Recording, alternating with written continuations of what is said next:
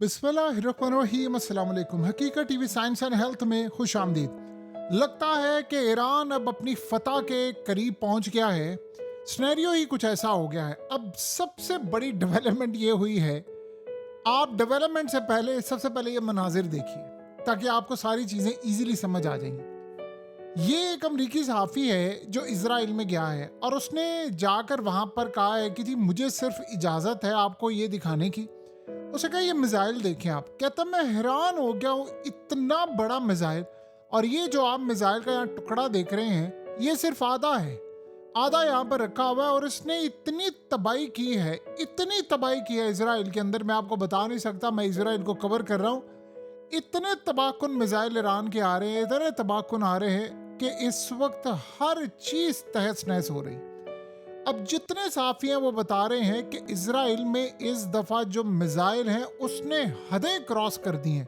Missile कम मारे हैं, drones भी कम मारे हैं, लेकिन उसकी एक्यूरेसी और इंटेंसिटी इतनी ज्यादा थी, इतनी ज्यादा थी कि उसने बंकर तक उड़ा दिए और किसी मीडिया को जाने की इजाजत नहीं है। सिर्फ सिविलियंस आइडिया किसी जगह पर ले जाते हैं। जो इजराइल की फौज का, एजेंसियों का, इंटेलिजेंस इदारों का जो हशर नशर कर दिया है ईरान ने, आप उसका तसव्वुर नहीं कर सकते। अब आए जरा असल बात की जानिब जो समझने वाली है। इजराइल के ऑफिशियल्स ने डोनाल्ड ट्रंप को पैगाम भेजा है कि ईरान सरेंडर नहीं कर रहा, नहीं कर रहा, नहीं कर रहा, वो नहीं हार मान रहे और ये जंग अब हमारे गले पड़ गई है। जितना वो हमारा नुकसान कर रहे हैं अब हमें कुछ ना कुछ करना पड़ेगा। ना रिजीम चेंज ऑपरेशन हुआ है, ना ईरान सरेंडर कर रहा है और ना ही ईरान किसी तरह पीछे हट रहा है। इसका इजराइल को शदीद नुकसान हो रहा है।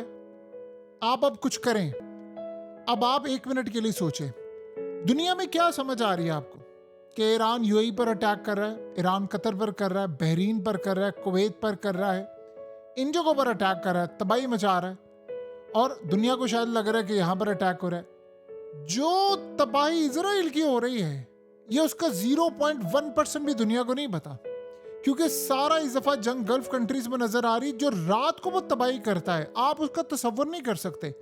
सबसे ज्यादा परेशान कुन सूरत हाल जानते हैं क्या है? अब मिसाल के तौर पर ये वीडियो देखिए। ये हिजबुल्लाह ने इजराइल का कम्युनिकेशन सेंटर तबाह किया और इस तरह की तबाही अब हिजबुल्लाह जो अलग से कर रही है वो मीडिया पर इस वक्त आ नहीं रहा, क्योंकि सबका फोकस इस वक्त गल्फ कंट्रीज है, तेल है, स्टॉक मार्केट क्रैश हो रही है, यूरोप तबाह हो रहा है, सारी चीजें इस तरफ आ रही। पिछली दफा सारा फोकस था इजराइल पर। पिछली दफा जो ईरान ने तबाही की है आप समझ लें वो इस दफा की तबाही के मुकाबले में कोई 1% भी नहीं है। जितनी तबाही इसराइल की कर दी है, बंकर में कोई खड़ा होता है उसको तबाह करते, वहां पर किसी को वीडियो फिल्म बनाने की इजाजत नहीं है। सवाल ही पता नहीं होता, वो उसको छोड़ते नहीं हो, कहते हैं हम आपको जेलों में डाल देंगे। ये जरा आप सूरत हाल देखिए कि अब क्या हो रहा है। तबाही हो रही है उधर बहुत ज्यादा। ईरान है फतह के करीब, ईरान ने यहां पर सरेंडर नहीं करना। मसला क्या हुआ है? पहले ये था कि कतर ने बातचीत करनी थी ईरान से कि आप ये सारा काम करें। उन्होंने आयतुल्लाह को पैगाम भेजा, आयतुल्लाह अली खामनाई को, और ये वो सब। इस दफा पहली तो बात है कोई बातचीत करने को तैयार ही नहीं है, क्योंकि जो फौज है और ईरान की जो सुप्रीम लीडरशिप के नीचे काम करने वाले सारी से वो तो किसी की सुनने को तैयार नहीं, ना प्रेसिडेंट की ना किसी और की। तो वो तो कह रहे हैं हमने मारना है। अब रही बात कतर की या किसी की, तो वो बातचीत कैसे करेंगे? उन पर खुद अटैक हो रहा है। तो ईरान तो इस दफा किसी की नहीं सुन रहा। इस दफा उनकी एक्यूरेसी इतनी बेहतर है, कम मिसाइल ज्यादा तबाही। तो वो चाइना के ऊपर ऑफ कोर्स अमेरिका ब्लेम लगा रहा है और रशिया पर। अब सवाल ये पैदा होता है कि तबाही इतनी बड़ी हो रही है तो फेस सेविंग क्या होगी? ट्रंप अगर यहां पर कह देता है कि मैं कल जंग बंद कर रहा हूं, इतनी बड़ी जिल्लत शिकस्त उसके मुंह पर लिखी जाएगी, वो सारी जिंदगी अमेरिका सर नहीं उठा सकता और उसके बाद गल्फ कंट्री से भी अमेरिका की वो वैल्यू खत्म हो जाएगी। फिर दिफा के लिए वो चाइना, रशिया या अपनी कुछ भी करेंगे, अपने आप को मजबूत करें, वो इसकी जानिब नहीं देखेंगे एटलीस्ट। फिर दुनिया के अंदर जो डंका ईरान का बजना है वो किसी का नहीं बजना। और पहली बात यह है कि ईरान माने या ना माने, फेस सेविंग क्या होगी अमेरिका की? ईरान तो फेस सेविंग देने के लिए तैयार नहीं है। आपको पता है पिछली दफा जो सूरत हाल हुई थी उसमें मामला ये था कि अमेरिका ने अटैक करना था, ईरान ने न्यूक्लियर माल अपना सारा फैसिलिटीज निकाल ली, यूरेनियम, अमेरिका ने अटैक किया, उसके बाद में कतर पर कर दिया, चलो जंग बंद खत्म हो गई। लेकिन इस दफा तो अब वो यूरेनियम लाना फलाना करना, अब तो तबाही इतनी हो रही है, तेल की कीमतें आउट ऑफ कंट्रोल है, यूरोप मुतासिर हो रहा है, चाइना हो रहा है, साउथ कोरिया हो रहा है, जापान हो रहा है, एशिया हो रहा है, पाकिस्तान, इंडिया, ये वो पूरा वर्ल्ड मुतासिर हो रहा है। यूरोप की तो तबाही होगी। आपको पता है पुतिन ने क्या बात की है? उसने कहा जी अगले हफ्ते से पूरा स्टेट ऑफ हॉर्मस क्लोज होने वाला है। आप सोचिए उसने ये क्यों बात की? उसने असल में यूरोप को कह दिया है, पहले तो हिंट दे दिया है कि ये जंग तो बंद नहीं होने वाली। दूसरा हिंट दे दिया है कि मेरे से डील कर लो, क्योंकि स्टेट ऑफ हॉर्मस बंद हो गया, तुम्हें तेल और गैस नहीं मिलेगा और तुम तबाह हो जाओगे, तुम्हारे पास ज़खायर पहले ही खत्म हो रहे हैं, तो जो भी डील करनी है आगे कर लो मेरे साथ। ओपनली उसने बात की है कि डील जो भी होगी इस दफा ही होगी, लॉन्ग टर्म होगा। यानी ये नहीं कि जब तक सबसे ज्यादा इस जंग का रूस को फायदा हुआ है, और रूस इतना बिलियंस ऑफ डॉलर्स, तो क्या वो ईरान को नहीं देगा टेक्नोलॉजी, पैसा और वो चीजें?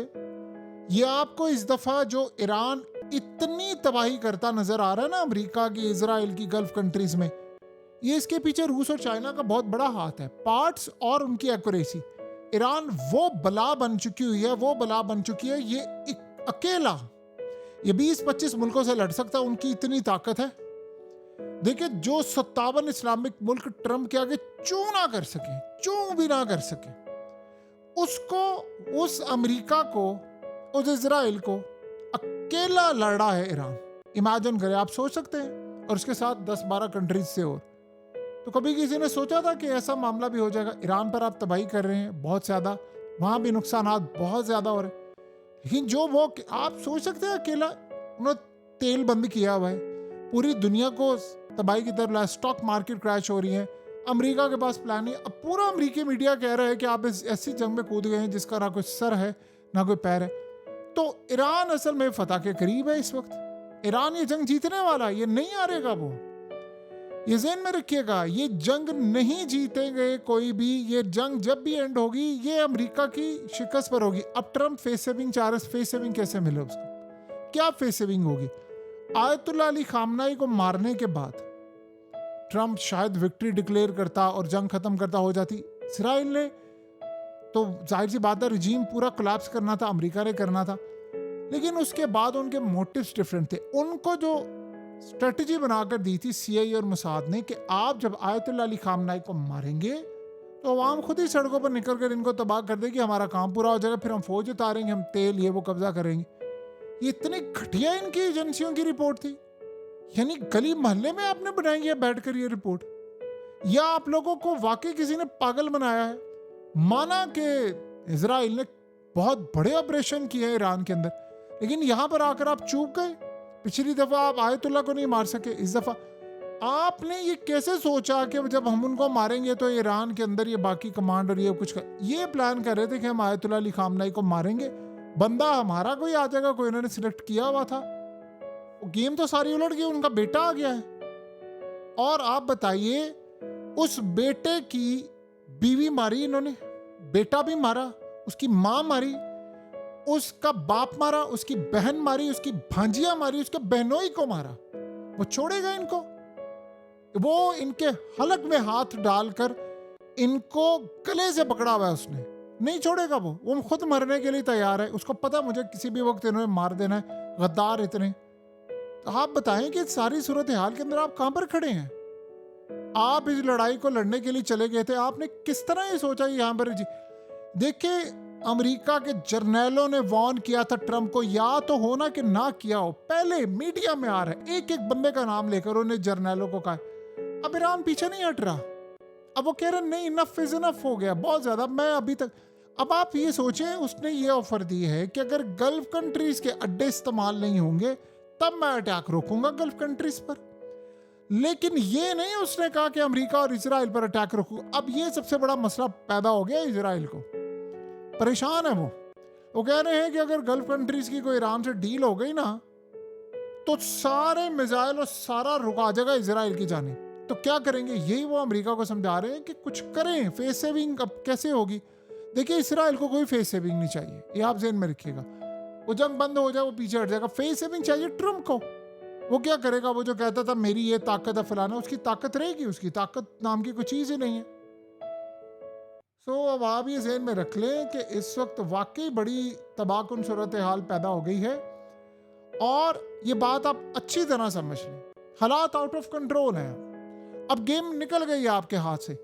अब ये जंग अब जब भी बंद होगी वो ईरान की मर्जी से होगी। ईरान जो चाहेगा वो होगा। अमेरिका ने सीज फायर की, आपको पता, ऑफर दी है ऑलरेडी ईरान को। ईरान के फॉरेन मिनिस्टर ने कहा है सीज फायर का मतलब है 10 दिन के लिए, 15 दिन के लिए, ये वो। लेकिन नहीं, ये 10-15 दिन का मामला ही नहीं है। ये जंग लंबी चलेगी, और अगर ये शॉर्ट टर्म में बंद होनी है तो अमेरिका की शिकस्त पर बंद होगी, और यही सूरत हाल है अब। हकीकत टीवी साइंस एंड हेल्थ की इस वीडियो के नीचे कमेंट ज़रूर कीजिए, अपनी राय का इजहार ज़रूर करें, और इस वीडियो को हर जगह शेयर करते हुए चैनल को सब्सक्राइब ज़रूर करें।